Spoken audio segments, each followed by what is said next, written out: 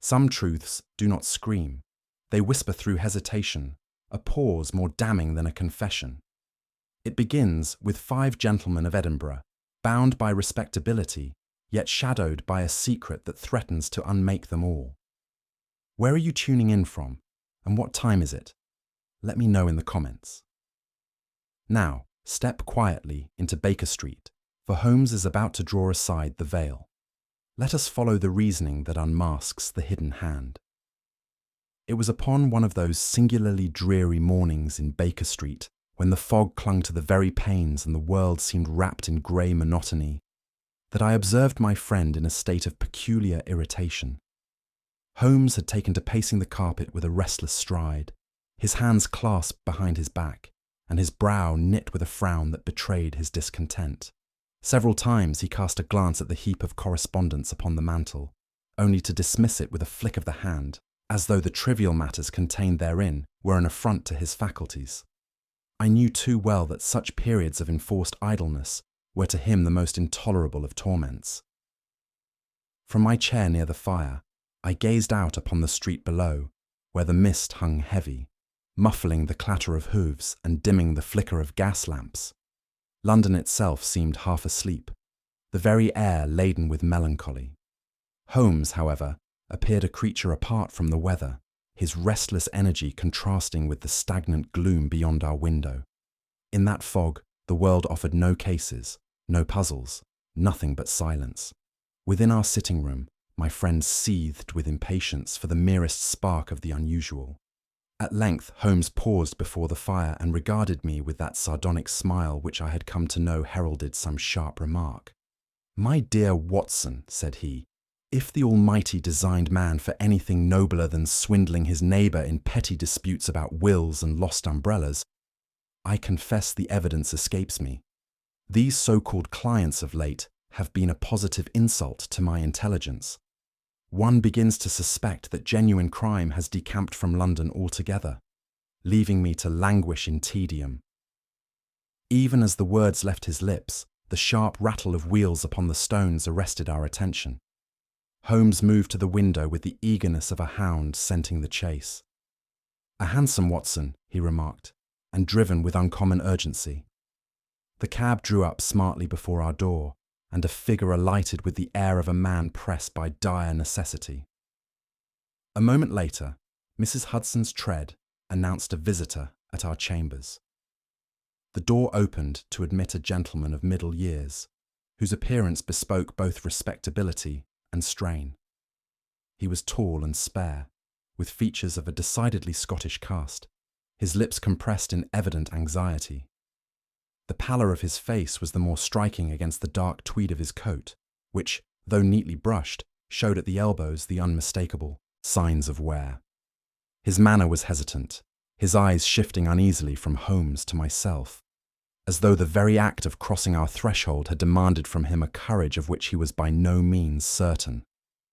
Holmes, without offering more than a nod of greeting, allowed his gaze to sweep over the newcomer in that disconcerting fashion which seemed to pierce to a man's soul. I observed his eyes linger upon the frayed edges of the gentleman's gloves, the mud-stains upon his boots, and the faint impression of folded papers pressing against his breast pocket. "Pray be seated, sir," said Holmes at last, with an air of indifference. "It is always of interest to learn what winds drive a Scotsman south in haste." The gentleman opened his lips as though to speak, then faltered, visibly struggling with the disclosure he had come to make. Holmes regarded him keenly, and in a tone half musing, half mocking, murmured, "Scotland has a way, Watson, of sending us puzzles as twisted as her lanes. Let us hope, for our visitor's sake, that his errand proves no less intriguing." Our visitor, after a moment's awkward pause, gave his name as Mr. Angus McAllister, a solicitor from Edinburgh. His voice, though steady, bore the cadence of one who had rehearsed his words yet dreaded to utter them. His hands clutched at his gloves in a nervous fashion, and the deep lines about his eyes spoke of sleepless nights. I had seen many anxious men cross the threshold of Baker Street, but seldom one whose respectability was so evident and whose distress was so ill concealed. He seated himself reluctantly, as though the very chair carried with it the burden of confession. Holmes regarded him with that calm, unwavering gaze which compelled honesty even from the unwilling. The barrister shifted under its scrutiny, and I perceived that the man who made a profession of words was, in that moment, robbed of their comfort. At length, with an effort that seemed to cost him dearly, McAllister began to speak. He described a small circle of acquaintances in Edinburgh, men of standing in their professions, who had, some years since, formed a private association. The group comprised himself, a banker of considerable repute, a professor attached to the university, a physician known for his learning, and a judge whose name commanded respect in the courts. They gathered at intervals, ostensibly for conversation, but in truth, so McAllister confessed, it was a fraternity bound by shared confidences and obligations. "We styled ourselves merely gentlemen," said he, "though I confess the name has acquired a bitter irony of late." His lips pressed together, and for an instant I glimpsed the shame of one who has guarded a secret too long. Holmes leaned forward slightly, his interest quickening, while I felt that we stood on the edge of some grave disclosure. McAllister's next words fell with a weight that silenced the room. "One of our number has vanished, Mr. Holmes. Dr. Ferguson, the physician, departed from his home under ordinary pretense and has not been seen since. No letter, no message, no witness to his movements. He is as though plucked from existence." The barrister's voice trembled as he recounted how inquiries had been fruitless, his family in despair, his colleagues baffled.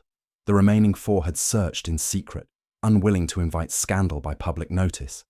It was only when the disappearance coincided with darker signs that McAllister resolved to seek aid. I observed Holmes' face grow intent.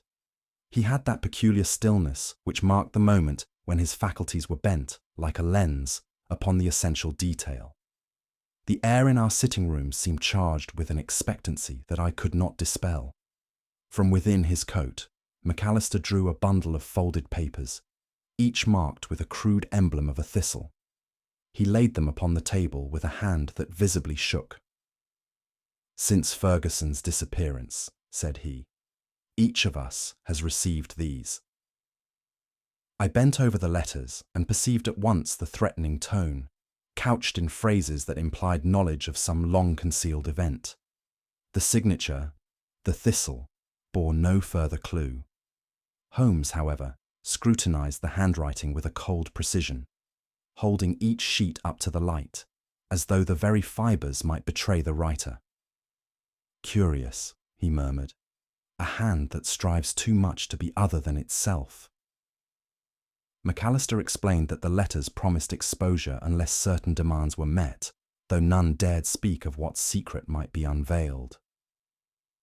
"We are not men accustomed to fear," he added bitterly, "yet these words have driven us to desperation." Holmes, who had remained silent, suddenly addressed the barrister with disconcerting directness. "Come, sir, there is an affair in your past which binds you and your companions together. Speak plainly, or we can make no progress." McAllister's eyes widened, and for a moment he seemed on the point of denial.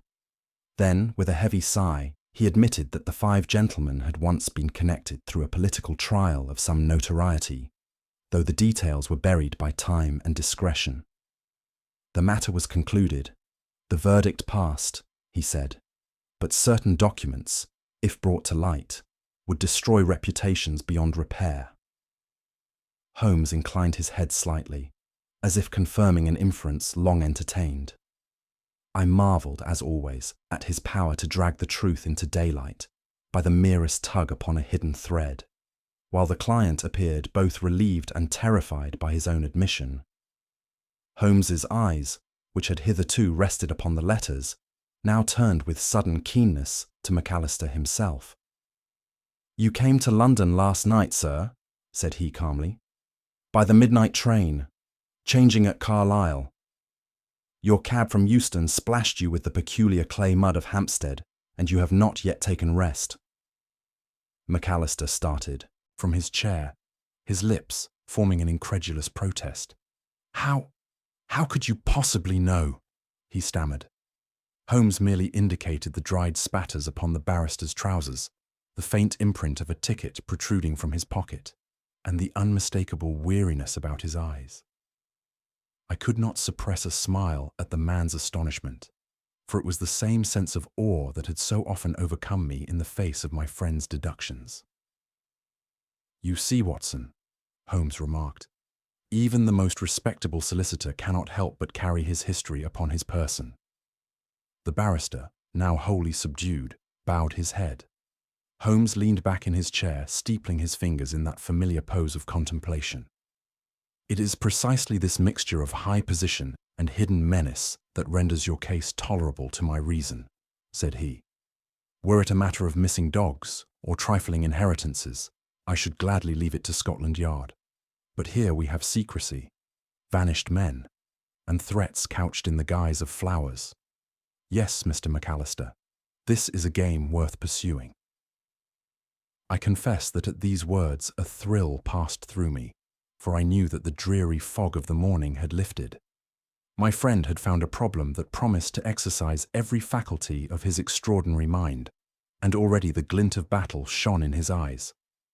When at last McAllister departed, leaving the ominous letters behind, Holmes remained sunk in thought, his gaze fixed upon the coals as they crumbled in the grate.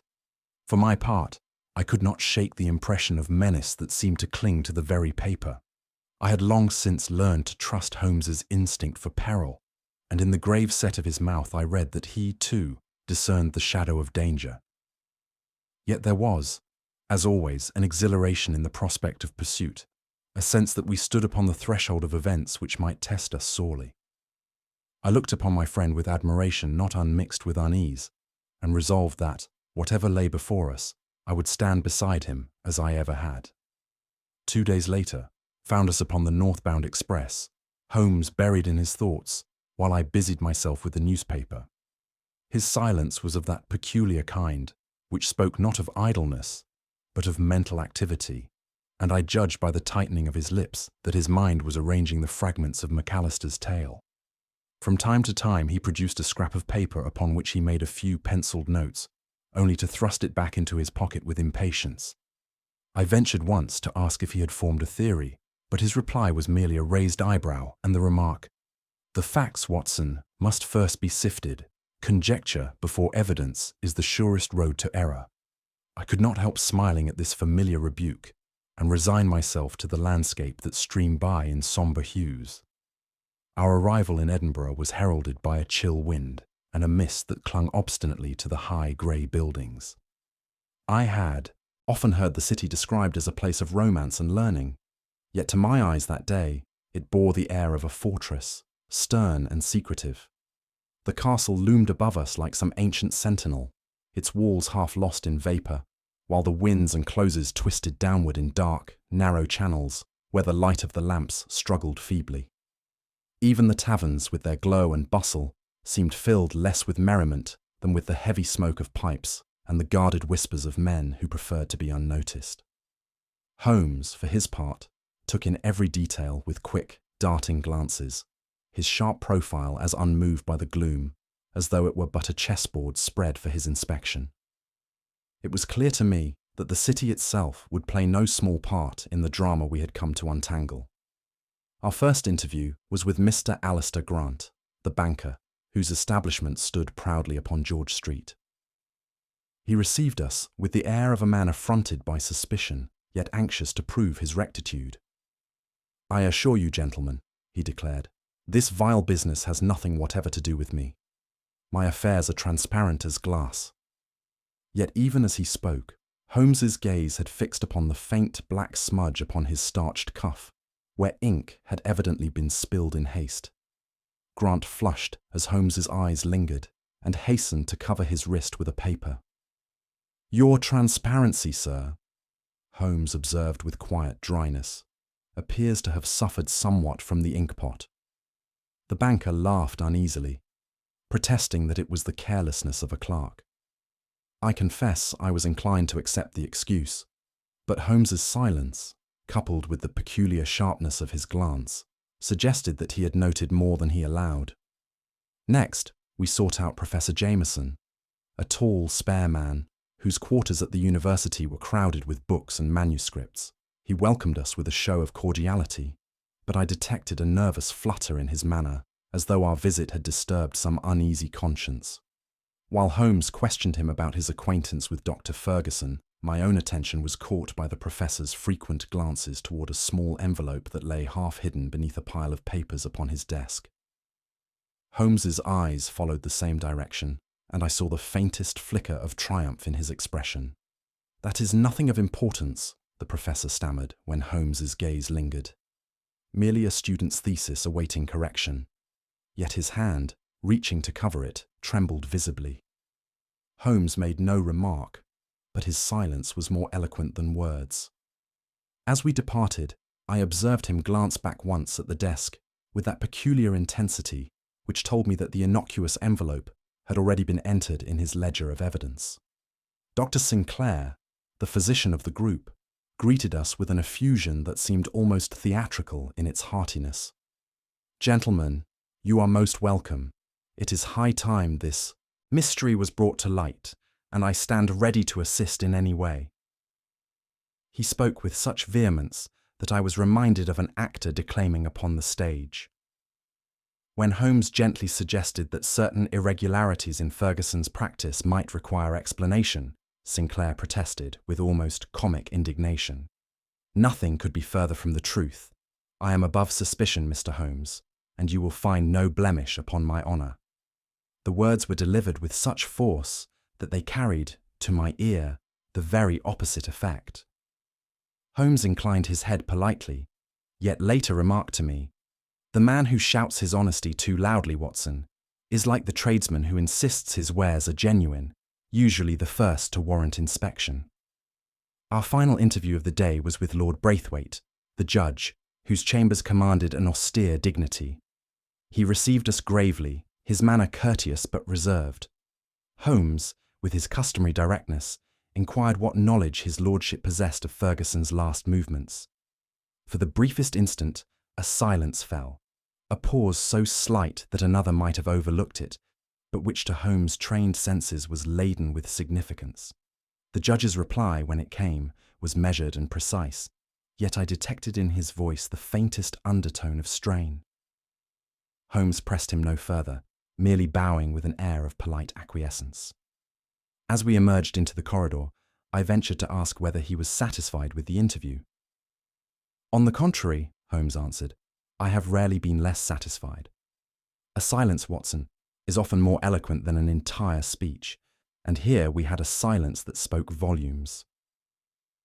That evening, as we rested in our hotel, I congratulated Holmes upon the skill with which he had conducted the day's inquiries. He received my compliment with a smile of mild amusement. "You are too easily impressed, Watson," said he. "Consider. Your boots, freshly blacked, were brushed this afternoon by the boy in the passage, whose hands were thick with coal dust. Observe the faint smudge upon the leather. You see, the simplest facts require only attention." I laughed, half in admiration and half in resignation, for it was ever thus. What to me seemed miraculous, to Holmes was the merest trifle. "But take heart," he added kindly. "Your role, my dear fellow, is not to rival me in deduction, but to remind me that human beings are more than specimens in an experiment. That is a service no man could render better." His words, spoken without irony, gave me a curious sense of pride. As we pieced together the impressions of the day, a pattern began to emerge.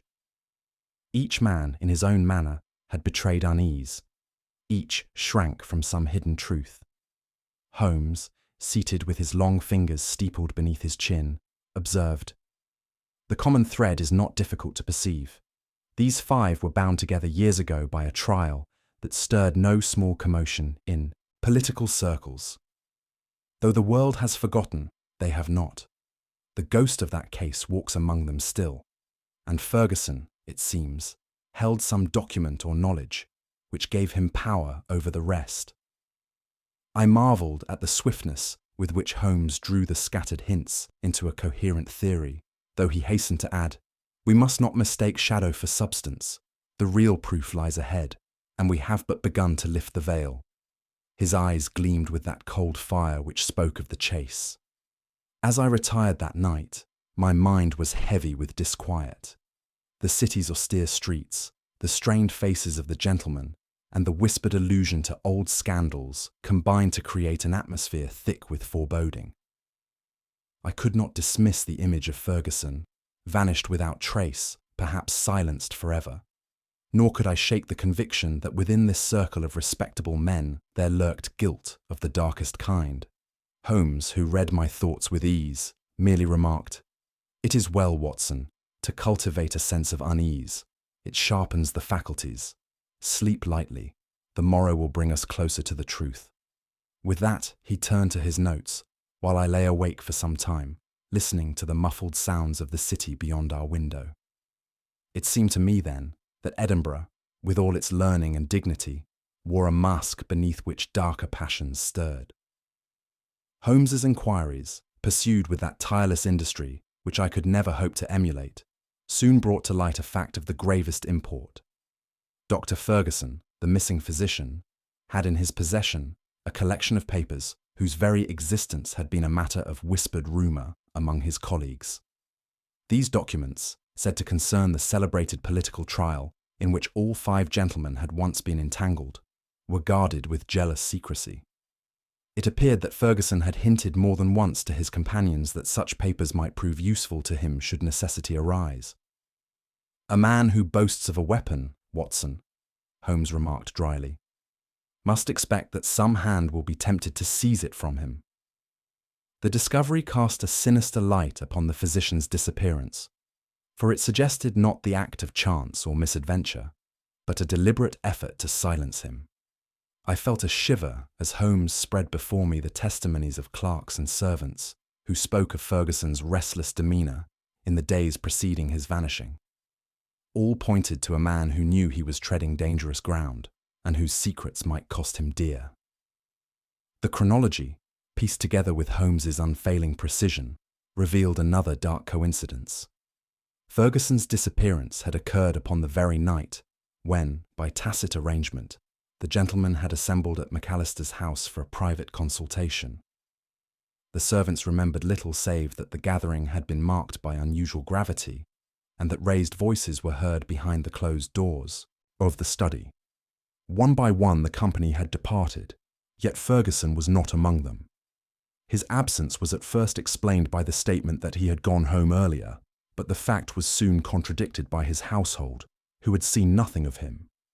Holmes observed with quiet emphasis, "When 4 men emerge from a room and the 5th is never seen again, we may conclude either that he walked out by an invisible door, or that his companions know more than they admit. Which is the more probable, Watson?" It was at this stage that Holmes, with that sudden leap of intuition which so often astonished me, suggested a chilling hypothesis. "Consider, Watson," said he, pacing the chamber, "the letters signed The Thistle. We have assumed an external enemy, some lurking figure who delights in threatening these gentlemen. But what if the menace lies not without, but within? A man who possesses damaging knowledge may find it convenient to clothe his warnings in the garb of a stranger. What if one of the 5 has himself penned these notes?" The idea startled me, for it seemed incredible that men bound in common confidence should thus prey upon one another. Yet the more I reflected, the more the notion struck root.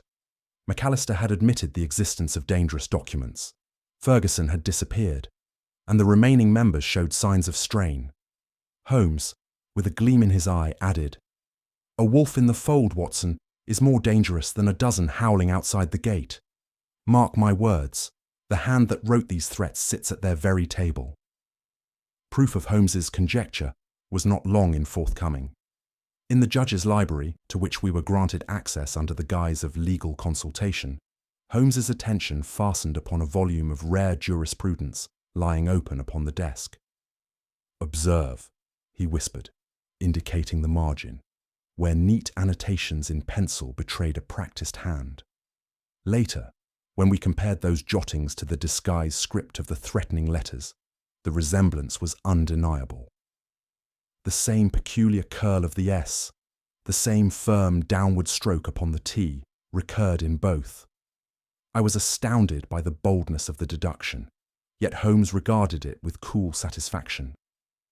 "Our learned judge," said he, "has erred in supposing that a man may alter his writing at will. Habits of the pen are as obstinate as those of the heart. He may disguise the dress, but the gait betrays him." My pulse quickened as I realized what this implied. The most eminent of the five, the man sworn to uphold justice, had stooped to threats and concealment. "Yet let us not pronounce sentence too hastily," Holmes cautioned. "Guilt must be demonstrated, not merely inferred." Still, Watson, the shadow of the bench grows darker with every step we take. It was through a chance word with an elderly porter at the university that Holmes stumbled upon a revelation of a more personal nature. The man recalled having once delivered letters addressed not to the professor himself, but to a lady residing in Leith, who proved to be none other than Dr. Ferguson's estranged sister.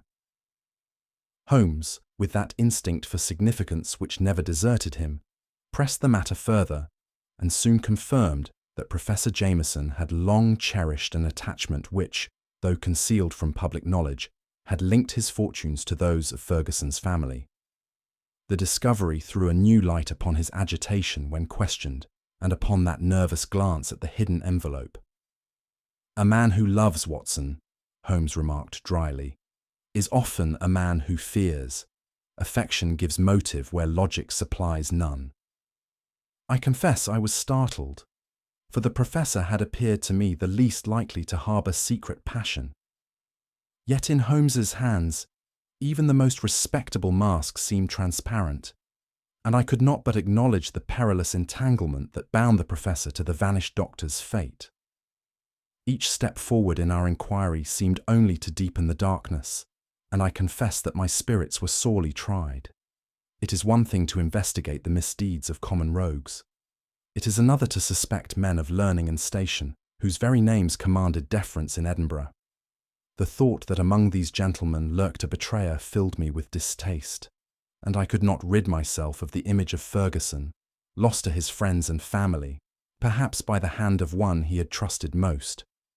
Holmes, as ever, moved with the calm of a chess player, untouched by emotion.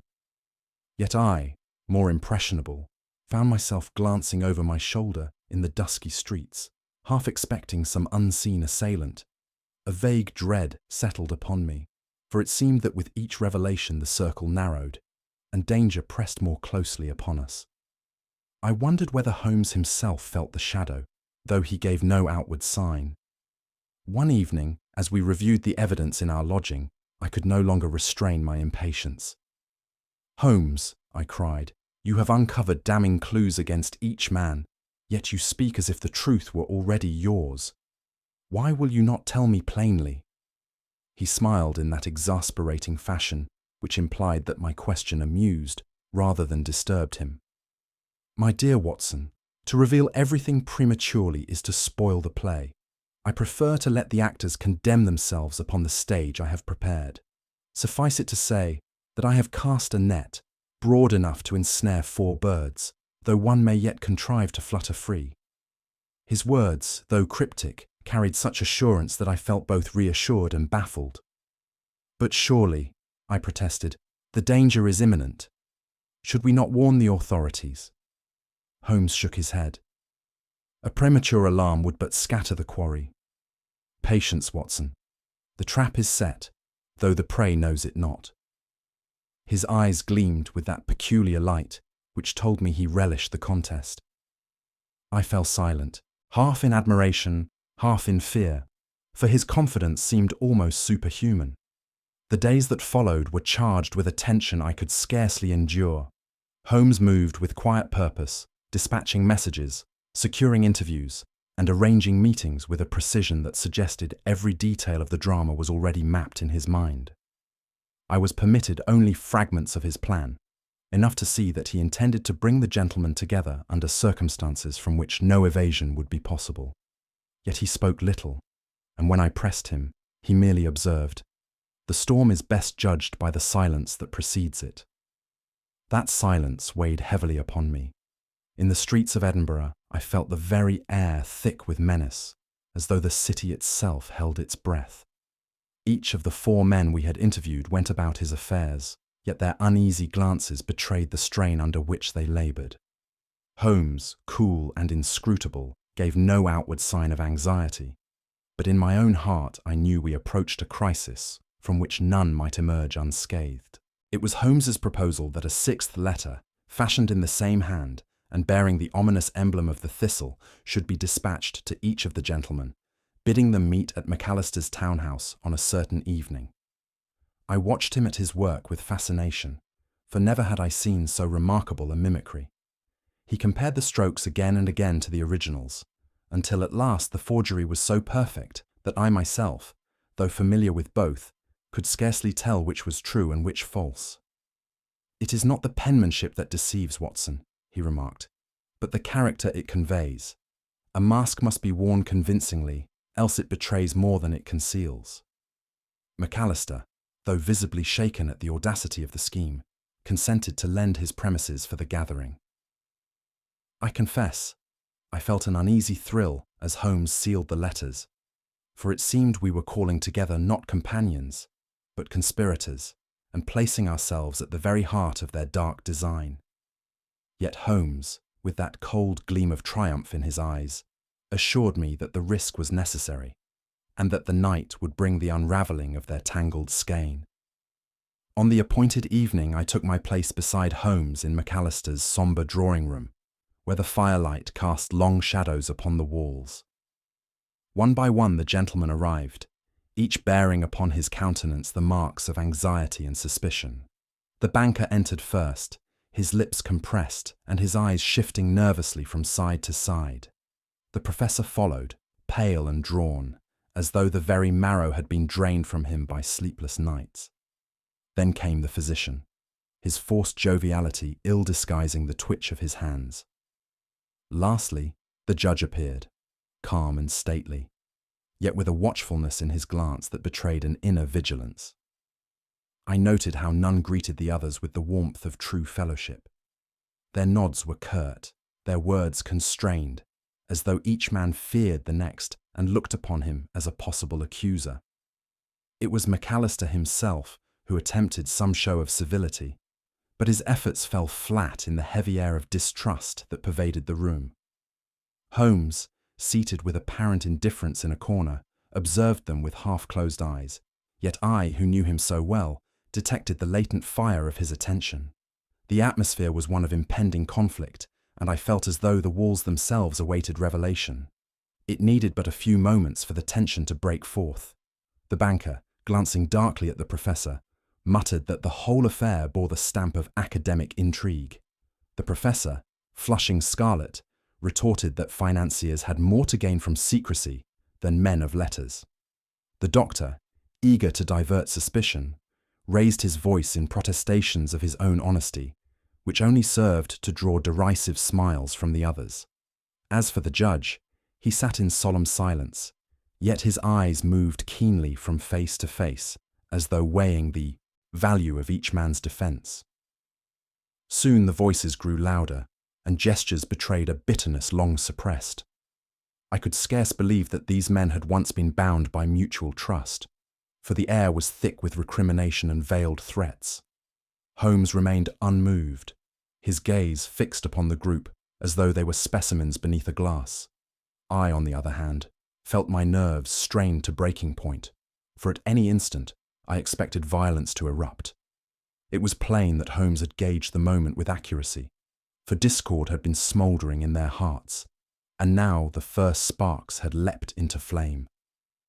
The climax came with startling swiftness. The professor, stung by some cutting remark from the banker, sprang to his feet, his hands clenched and his eyes blazing with fury. He accused the other of betrayal, swearing that the missing Ferguson had confided suspicions of financial corruption. The banker, livid with rage, leapt up in turn, and before I could rise, he lunged at the professor as though to strike him to the ground. A cry escaped McAllister, and I myself started forward. But Holmes, quicker than any, interposed with the ease of one accustomed to sudden peril. With a firm grasp, he seized the banker's wrist, holding him powerless, while his other hand pressed the professor gently back into his chair. The swiftness and calm authority of the act were such that both combatants, overwhelmed by his composure, sank back in confusion. "Gentlemen," Holmes said with cutting irony, "you are admirably fulfilling the role set for you. Accusation, recrimination, and now violence. Our mysterious correspondent could not have arranged the play with greater skill." There was a silence, broken only by the laboured breathing of the men, who now looked at one another with renewed suspicion. I could not but marvel at my friend's mastery of the moment, for what threatened to descend into chaos had been checked with a word and a gesture. Yet the storm was not spent. It was but gathering for the greater disclosure to come. The quarrel had scarcely subsided when a sharp exclamation from Holmes drew every eye. He had risen swiftly and crossed to the fireplace, where the banker, in the confusion, had thrust a sheaf of papers into the flames. With one movement, Holmes seized the poker, scattered the embers, and withdrew several half-charred fragments. "A guilty conscience, Mr. Grant, finds comfort in fire," he observed icily. The banker, his face livid, stammered a denial, insisting that the documents were of no consequence. Holmes spread the blackened scraps upon the table, and even to my untutored eye, they bore figures and annotations of a financial nature. "Gentlemen," said Holmes, "our friend here has been at pains to conceal certain accounts. To destroy evidence is often more incriminating than to produce it." The others regarded the banker with open suspicion, while he, trembling, protested his innocence. "I feared only that private business might be twisted into something it was not," he cried. But his words fell flat, and for the moment his guilt seemed assured. The room filled with mutterings and sidelong glances, until Holmes, with deliberate calm, extinguished the papers in the grate. I could not but marvel at his composure, for the scene struck me with a sense of imminent disaster, and I awaited his next words with anxious heart. Holmes allowed the murmurs to subside before speaking again. "You are quick to condemn," he said, his voice cutting through the tension. "Yet haste is the ally of error. Mr. Grant's actions are those of a man fearful for his own reputation, not of a criminal mastermind. He is a pawn, nothing more." The banker's relief was almost palpable, though he still quivered under the suspicious glares of his companions. Holmes continued, "Ask yourselves, gentlemen, who among you possessed both the authority and the opportunity to guide events unseen? Who could weave threats, conceal documents, and direct the disappearance of a colleague under the very eyes of justice itself?" His words fell like a stone into still water, and silence answered him. I observed how the colour ebbed from more than one cheek, and how the judge, in particular, shifted slightly in his chair. "The hand that burns is seldom the hand that writes," Holmes concluded gravely. "Let us not mistake desperation for design. The truth lies deeper, and it will be brought to light before this night is done." A chill ran through me at his tone, for I perceived that the true revelation was yet to come. Holmes turned, and his gaze fixed squarely upon Lord Braithwaite, the judge. The others followed his eyes, and a collective breath seemed to hold the room in suspense. "It is you, my lord," said Holmes, his words measured and inexorable. "The letters, with their feigned disguise, bear the imprint of your hand, the same hand that scrawled marginal notes in your volumes of law. The silence in your chambers, that paused before your reply, spoke louder than any oath. And above all, you alone possessed the power to cloak these proceedings under a veil of authority. Who but a judge could silence witnesses, suppress rumours, and direct suspicion as he pleased?" The judge's face, pale yet resolute, betrayed the struggle within him. He sought to speak, but Holmes pressed on. "You feared Ferguson, for he held documents which, once revealed, would have dragged down not only yourself, but your companions. You sought to quiet him, not by argument, but by removal. It was you who orchestrated his disappearance, weaving your threats to ensure that no man dared challenge you. A murmur of horror broke from the others, while I myself felt the blood chill in my veins. The judge's lips parted, but no denial came, only a terrible silence that seemed an admission more damning than words. For an instant, all was still. Then, with the suddenness of a cornered beast, the judge sprang to his feet and made for the door. His eyes blazed with desperation, and I saw in that instant that he would risk all to escape the snare Holmes had laid. Yet even as he reached the threshold, the door burst inward, and 2 officers of the Edinburgh Constabulary stepped firmly into the room. Holmes, unruffled, remarked, "You see, Watson, I am not wholly without foresight. A net must be drawn tight, else the largest fish may slip through." The judge halted, his shoulders sinking as the futility of resistance overcame him. The officers, at Holmes's signal, secured him without struggle, though the lines of his face were set in grim defiance. The others shrank back, appalled by the spectacle of their eminent companion thus unmasked. McAllister buried his head in his hands, while the banker and professor exchanged looks of mingled relief and terror. For my part, I could scarce comprehend the swiftness of the reversal, the calm dignity of a man of law transformed in a heartbeat into the posture of a criminal undone. Holmes, however, regarded the scene with no more emotion than a physician noting the progress of an expected malady. As the officers led their prisoner away, silence fell once more upon the room, broken only by the crackle of the dying fire. I confess that my own thoughts were in tumult, for never had I witnessed so dramatic a fall from respectability. That a judge, robed in the very authority of justice, should stoop to menace and abduction was a revelation that shook me to the core. Yet Holmes, seated once more with folded hands, appeared wholly unmoved.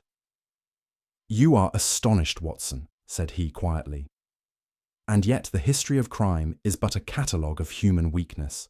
The robes of justice, the mantle of learning, the purse of wealth, these are but garments, and beneath them beat the same hearts of pride, fear, and ambition." I could not but acknowledge the truth of his words, though I still marvelled at the precision with which he had drawn each thread to its conclusion. The banker muttered apologies, the professor sat in mute despair, and McAllister, his face haggard, thanked Holmes with a sincerity born of relief. As for myself, I could only gaze at my friend with renewed admiration, mingled with awe. For though I had accompanied him through many adventures, this night seemed to me singular, not only for the brilliance of its deductions, but for the ruthlessness of the truth it exposed.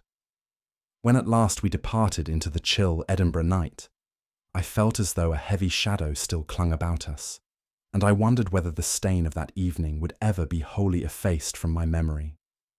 Our return to London was accomplished without incident, though I could not but notice how strangely silent Holmes remained throughout the journey. The rhythm of the train, usually a stimulus to his lively conversation, seemed only to deepen his abstraction. He sat for hours with his long legs stretched before him, his eyes half closed, and his fingers lightly pressed together, as though weaving some invisible fabric in the air. Once or twice I ventured a question, but his replies were brief, almost absent-minded, as if his thoughts were engaged elsewhere. I observed him draw from his pocket the fragment of a charred paper recovered from the banker's fire, and regard it with a cold detachment, as though it were a pawn in some vast chessboard of crime. For my part, I was content to watch the countryside unfold and reflect upon the grim events we had witnessed. Yet I felt certain that when the time came, my friend would unfold the whole with that dazzling clarity which rendered even the darkest mystery intelligible. Thus it was with relief that I found myself once more in our familiar sitting room at Baker Street, waiting for the inevitable flood of explanation. Holmes began, without preamble, by laying the letters side by side upon the table. "You recall, Watson," said he, "how these threats sought to mimic an external menace. Yet disguise, however artful, cannot conceal the stubborn habits of the pen. Observe this flourish of the final letters, the deliberate curvature of the T, Now compare them with the marginal notes we discovered in Lord Braithwaite's law book. The hand is the same. I bent over them with eagerness, and indeed the resemblance was striking. The peculiar downward stroke, so characteristic and yet so unconscious, betrayed the author as surely as a fingerprint. It was here, Holmes continued, that our learned judge overreached himself. He fancied that by altering the thickness of his strokes and affecting a tremor, he might elude detection. But the human hand, like the human conscience, betrays itself in spite of artifice. He spoke with the quiet satisfaction of one who demonstrates an inevitable conclusion, and I confess I felt a thrill at the elegance of the reasoning. The external enemy, the mysterious thistle, was but a phantom conjured by the judge himself. Thus, Holmes concluded, the very weapons he forged for intimidation became the instruments of his undoing. Holmes next turned to the recollection of our interviews in Edinburgh. "It is a curious fact, Watson," said he, "that guilt is less often betrayed by words than by silence or gesture. Consider the banker, whose restless hands betrayed his agitation. Consider the professor, whose eyes clung too anxiously to a sealed envelope. And consider, above all, the judge." When questioned as to Ferguson's fate, he hesitated for the space of a breath. That pause, short as it was, weighed more heavily with me than 100 protestations. A guilty man, unless supremely trained, cannot command the instant response of innocence. He must consult his fears before he speaks. I recalled vividly that moment of silence, which had struck me at the time, though I had not understood its import. Holmes's words lent it now an awful significance. Thus, he continued, while each man gave cause for suspicion, it was the judge alone whose silence condemned him. His rank afforded him opportunity, his hand betrayed him in the letters, and his pause sealed his guilt. Listening, I marvelled once more at the acuteness of Holmes's perceptions, which could transform the smallest human hesitation into a confession more damning than speech. Holmes then directed my attention to the banker's frantic attempt to destroy his papers. "It is essential, Watson," he observed, "to distinguish between fear and design. Mr. Grant's action, though rash, was not that of an architect of crime, but of a man cornered by circumstances. His accounts, no doubt irregular, might have furnished a handle for blackmail. When the net seemed to close about him, he chose the fire as a refuge, hoping to obliterate what might compromise him. That act, however, condemned him in the eyes of his companions, for destruction of evidence is ever construed as proof of guilt. Yet to my eye it bore the opposite meaning. He feared exposure, yes, but feared it as one who trembles before disgrace, not as one who plots another's ruin. Thus, while the others were quick to brand him culprit, I perceived that his guilt was of a lesser order, weakness, not conspiracy. The true hand lay elsewhere. Holmes spoke with that calm finality which admitted no contradiction. I could not but reflect on how easily appearances may mislead, and how a lesser man than Holmes might have allowed suspicion to rest where it least belonged. Holmes leaned back, his gaze fixed on the curling smoke of his pipe. "Consider, Watson," said he, "which of the five had the means to orchestrate Ferguson's disappearance without attracting suspicion? The banker might wield money, the professor knowledge, the doctor influence among patients, but none possessed the supreme advantage of authority. Only a judge, cloaked in the dignity of his office, could command silence, restrain curiosity, and mask interference under the guise of justice itself. When Ferguson grew troublesome with his guarded papers, it was Braithwaite who alone could contrive a disappearance that seemed to pass without remark. The others quailed before him, believing him their protector, when in fact he was their jailer. It is the old story. The shepherd is trusted with the flock, yet none notices when one sheep is quietly removed. Holmes's tone was cold, almost contemptuous. His very eminence was his shield. Were it not for a trifling hesitation of speech and a few strokes of his pen, the truth might still lie buried. I listened with deepening awe, realizing how deftly Holmes had stripped away the mask of authority to reveal the criminal face beneath. Unable to contain myself, I burst out, "But Holmes, You suspected Braithwaite almost from the first. Why then did you not confide in me? Why allow me to stumble in darkness when the truth was already clear to you? Holmes turned toward me with that faint smile which so often mingled irony with kindness. "My dear Watson," said he, "have I not often told you that deduction is but half the art? The other half is presentation. Were I to reveal my suspicions too early, the drama would lose half its savour, and those we seek to unmask would take flight before the net is cast. Consider too that certainty must be earned, not guessed. A pause of the lips, a smudge of ink, such things hint but do not prove. Until the letters and the gestures combined in my mind to form one irrefutable picture, I held my peace. Patience, Watson, is the ally of truth." I could not but acknowledge the justice of his reasoning, though I confess I felt a touch of chagrin at being kept, as ever, a spectator in his theatre of deduction. Yet the sparkle in his eye softened my irritation, and I found myself smiling despite my vexation.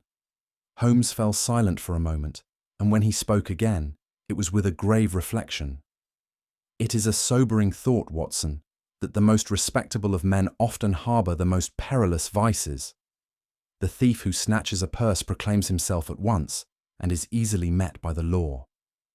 But the gentleman of high station, guarded by dignity and influence, may conceal ambition, jealousy, or fear beneath the smoothest of manners. In this case, we saw wealth trembling before disgrace, scholarship masking passion, and medicine cloaking insecurity. Yet it was justice itself, embodied in a judge, that proved the most corrupt. Respectability is but a veil, and beneath it, darker passions may stir than in the alleys of Whitechapel. One must learn to look not at the robe, but at the man within it." His words struck me with force, for I had myself felt the incongruity of men so eminent descending to such baseness. Holmes, however, regarded the matter not with indignation, but with that cold curiosity which made human folly his perpetual study. To him, vice in ermine was no more remarkable than vice in rags. It was simply another specimen for his collection. Thus ended the case of the 5 gentlemen of Edinburgh, and long did its shadow linger in my thoughts. I could not forget the faces of those men, each bearing the stamp of culture and position, yet each revealed as weak, fearful, or corrupt when tested. Above all, I could not shake the image of Lord Braithwaite, once so majestic in bearing, now unmasked as the architect of betrayal. And through it all stood Holmes, calm and unyielding, guiding events with a mastery that seemed almost superhuman. I confess that I, who have watched him through many adventures, felt once more that peculiar blend of admiration and humility.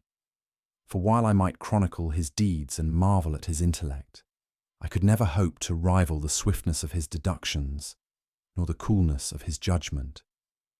Yet there was in me also a warmth of pride, that I had been privileged to stand at his side, to witness his genius in action, and to share, however humbly, in the triumph of his reason.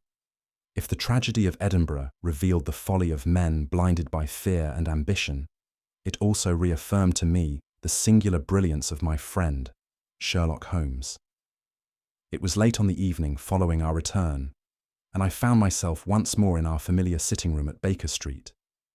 The case, with all its strange turns and tragic revelations, had at last drawn to its close. Holmes reclined in his chair, his long thin fingers steepled, while the fire burned low upon the hearth, casting a ruddy glow upon his sharp features. The quiet of the room stood in sharp contrast to the storm of passions we had witnessed in Edinburgh. For myself, I felt both wearied and grateful, as though the very sight of our old quarters was a balm after the shadowed intrigues of Scotland. Holmes's face, calm yet distant, betrayed nothing of the emotions the case had stirred. At length, I broke the silence, unable longer to contain my thoughts. "Holmes," said I, "never have I seen such mastery of deduction as in this affair. At every step, you seemed to pierce the veil of mystery, where others groped in darkness. What appeared to me mere accident or coincidence, you transformed into evidence as clear as day. It is as though you hold a lantern which casts light where none but shadows existed. My words were uttered with all the sincerity of admiration, for I could not help but marvel anew at the rare gifts which distinguished my friend from all men I had ever known. Holmes responded with a faint smile, though his eyes remained fixed upon the dwindling fire. "My dear Watson," said he, "you persist in treating the commonplace as miraculous. What you call genius is but the steady application of reason to human folly. Strip away the trappings of respectability, the evasions of fear, and what remains is truth, waiting to be discerned. The world is full of puzzles, and men take pride in making them more intricate than they are. My role is merely to untie the knots, nothing more." His words, though modest, carried that undertone of irony so characteristic of him. After a pause, Holmes drew a long breath and leaned back in his chair. "5 gentlemen of Edinburgh, Watson," he said at last, "yet not one truly gentle among them. Each wore his mask, wealth, learning, medicine, or law, but beneath the polish lay fear, ambition, and deceit. It is a curious study of human nature that those who most loudly profess respectability are often those most compromised when secrets rise to the surface." He tapped the arm of his chair thoughtfully. In the end, it was not crime that betrayed them, but character. A man may conceal his deeds for a time, but he cannot conceal himself. Even as his words faded, there came a knock at the door, followed by Mrs. Hudson's entry with a telegram upon a tray. Holmes opened it with the same indifference he might show to a bill, though I saw his eyes gleam as he read. "It appears, Watson," said he, "that our repose will be short-lived. Here is a message from Paris, hinting at an affair of some delicacy which requires immediate attention. The details are sketchy, but the tone suggests that matters of some urgency are afoot." He folded the slip of paper with a careless air. "Pack your bags, Watson. The continent once more calls us to its stage." Thus it was that, scarcely had the shadows of Edinburgh lifted from my mind, Holmes was already turning to new horizons. For myself, I confess I looked forward with mingled anticipation and apprehension to the adventures which awaited us abroad. Each case we had shared had left me with deeper admiration for my friend, and yet also with a sense of humility at my own limitations. The 5 gentlemen had shown me once more how thin is the line between honour and disgrace, and how easily men of eminence may fall. As I laid aside my pen that night, I resolved that, whatever perils Paris might hold, I should be at Holmes's side, recording faithfully the feats of that singular intellect upon which so much depended. Holmes sat back in his chair, the faintest smile flickering across his lips as the embers settled in the grate. "My dear Watson," he said, "the case of the 5 gentlemen teaches us a singular truth. The loftier the station a man attains, the more subtle his vices become. It is not the beggar who most endangers society, but the magistrate whose corruption hides behind a robe of authority. And now I put the question to you. What do you believe was the judge's greatest mistake? His hesitation, his handwriting, or his arrogance in thinking himself untouchable? Share your thoughts in the comments, and if you enjoyed unraveling this mystery, don't forget to subscribe for more Sherlock Holmes adventures, and pass the story along to friends who delight in the art of deduction.